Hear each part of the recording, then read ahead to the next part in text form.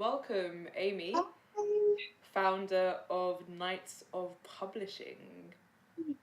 So, Yeah. first off, why did you choose the name Knights of?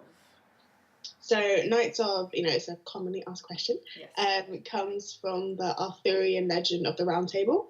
At Knights of, we're all about giving everyone a voice. So it kind of is really fitting for us to use Knights of as a way to show that we want to give everyone both a seat at the table and also a voice at the table.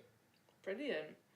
And so, why have you chosen children's publishing? Children's publishing. I have been in publishing 4 years. Started off at like small indie presses, like I've done adult fiction, I've done non-fiction, I've been in kids, like Asian Ting and stuff, and kids fiction is just kind of where my passion kind of comes to life. I guess children's is also the most, for me anyway, is the most exciting kind of area of publishing. You get a little bit more freedom, and in a kind of moralistic way, it's also like raising readers and inspiring kids to read as well. Inspiring kids to read. Brilliant. So you spoke a little bit there about your trajectory sort of in publishing. Can you go into more depth and tell us how you actually got into the publishing world? Sure. I took a literature degree at uni. So I did a 4-year degree and actually studied abroad for the third year. I was in Florida, took a whole bunch of great classes, came back and was like, what am I going to do? So I spent like a long time of my final year, a long period of my final year, kind of attacking, just like sending my CV absolutely everywhere in terms of publishers and trying to reach out to find an internship. And managed to secure my internship as soon as I moved out, which was really great, and did a total of 5 internships for a total of a year. Wow. Yeah, not a lot of them were paid, but a few of them were, and managed to secure internships at literally agencies and indie presses and kind of big corporate presses as well. Then I secured an entry-level assistant job at a commercial fiction house, commercial kids house. So I was at Scholastic initially as an editorial assistant, and then I was made assistant editor, and that was my way in. Brilliant. Yeah. So what's it been like since launching Knights of? So obviously you've come through, you said you did a lot of internships and then you worked your way up sort of.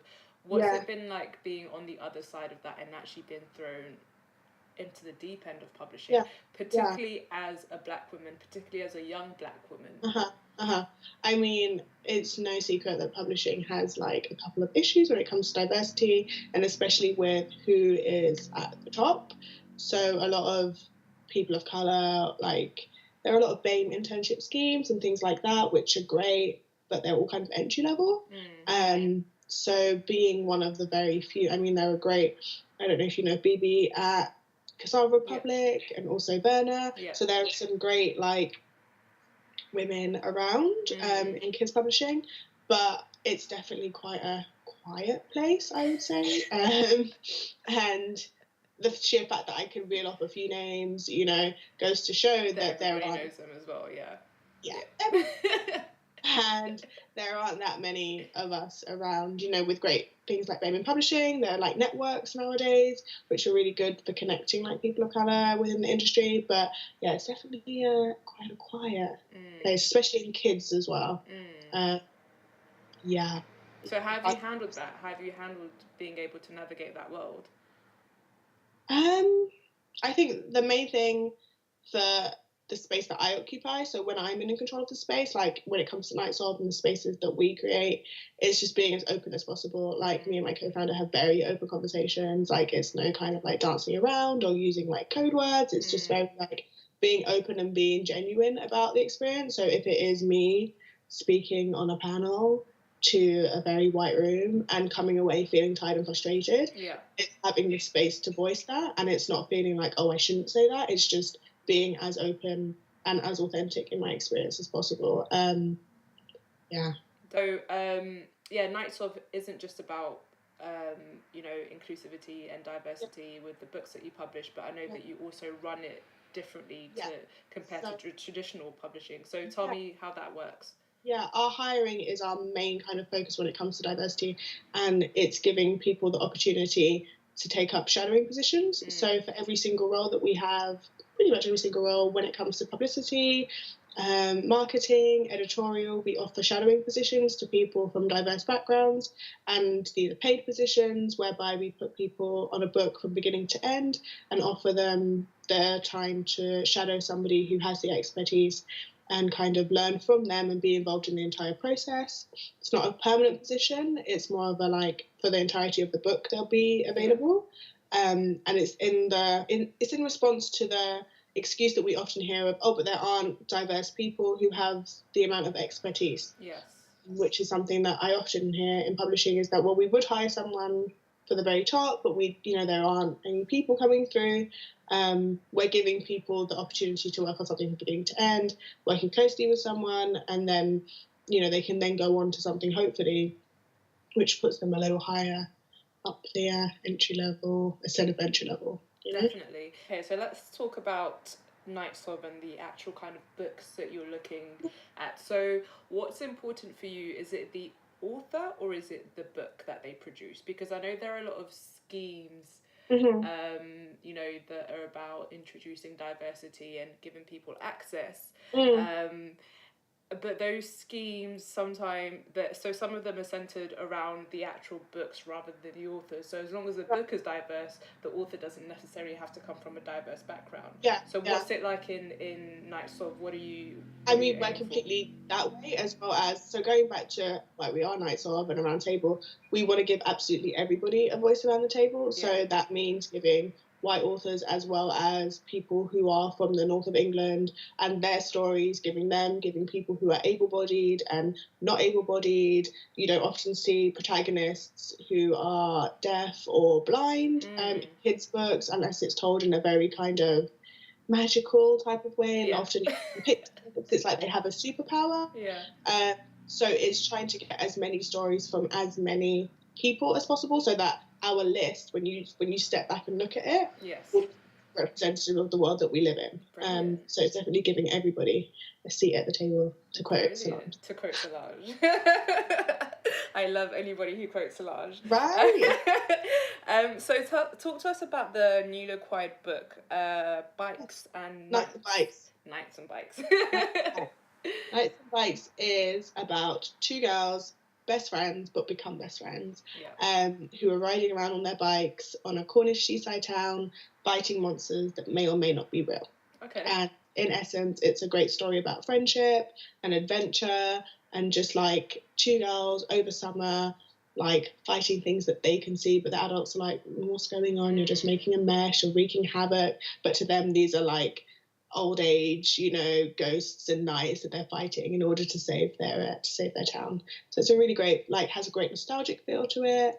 And it's just it's just two girls cycling about on an adventure, and it's exactly the kind of book that I would have loved to have seen myself in growing up. Brilliant. So on that, what book made you fall in love with reading?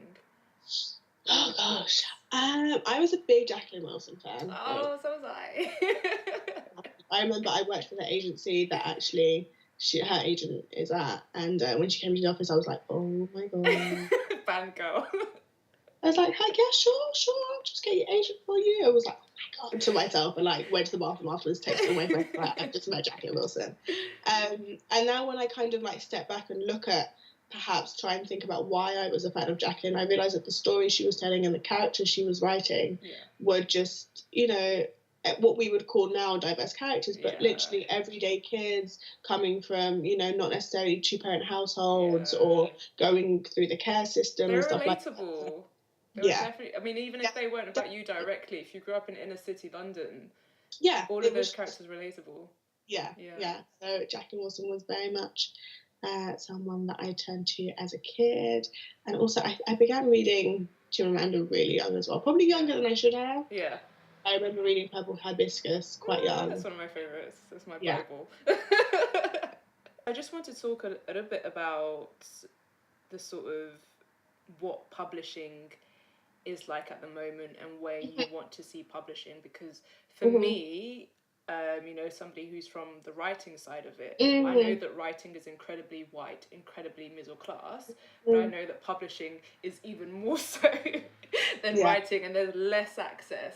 But I feel like with things like The Good Immigrant, with Charmaine Lovegrove doing amazing, brilliant things, and with more indie publishers, you know, who come from BME backgrounds popping up, it feels like now has been the right time to launch. I feel like now is a super ripe time. Definitely. For indie publishers, and also like imprints that are focused on curating BAME voices or voices from as many diverse backgrounds as possible. It's a super ripe time.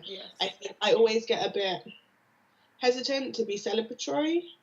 So until I see the books that, you know, the indies are publishing or the imprints that are rising up taking the charts as much as other commercial titles, I'm a little wary of being too too preempting the celebrations. And until we see the workforce change, and I mean, this isn't just going to happen overnight.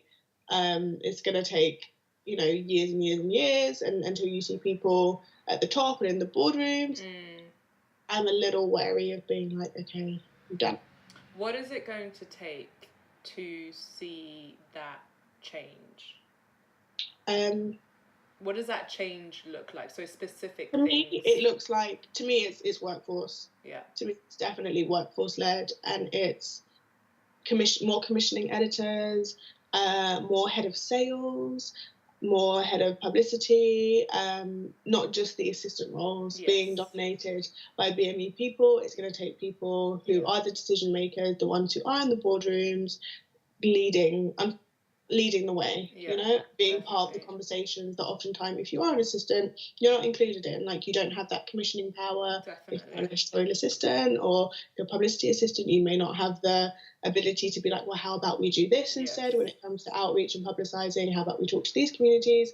So, yeah, I think for me, it's going to take to see, you know, people coming up at a higher level, which I think is happening. Definitely. So the question we're going to end with is, what are your plans, or what do you hope to see with Nights Of for the rest of this year? So for 2018, because it's been an incredible year so far, and you've only just we've launched. Been going for 5 months, and have managed to announce 1 book. Brilliant. We're definitely going to be announcing a couple more. Yay! In a time soon. Yes. Being super vague. Going to be announcing our complete 2019 list at some point this year. Just to be even more vague.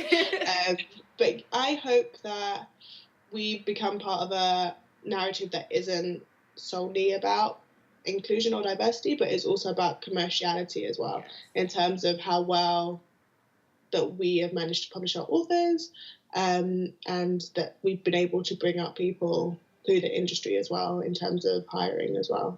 I hope that our conversation isn't just focused on the what of how we're doing, but that becomes more normal, you know, that what we're doing isn't outstanding or innovative. It's just something that, like everyone obviously publishes inclusively, and, you know, obviously everyone hires diversity. That would be my ultimate goal. Let's see.